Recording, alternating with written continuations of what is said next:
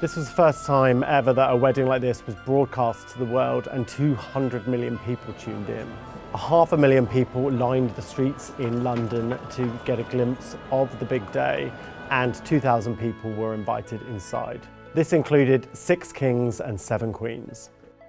An interesting detail from the wedding day is that Elizabeth's pearl tiara snapped just before she left Buckingham Palace. So there was actually a police escort who escorted the royal jeweler to fix it.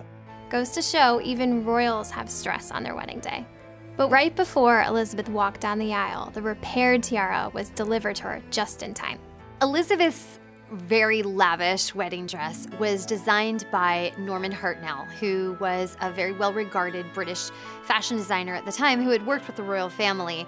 And he created a fairy tale gown for the then princess. It featured a sweetheart neckline, a full princess ball gown skirt, and 10,000 hand-sewn pearls.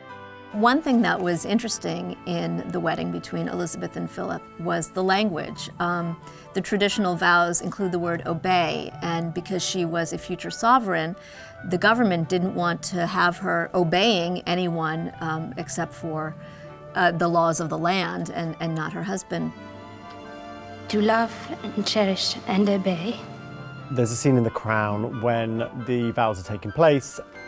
Obey? She insisted. It was discussed. And Winston Churchill's wife asks him, obey, really? And he says, yes, she insisted.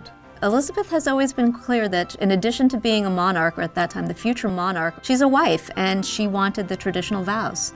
It might seem like a small detail now to us, but at the time it was a big deal to keep that word in and to have a future monarch vowing to obey her husband.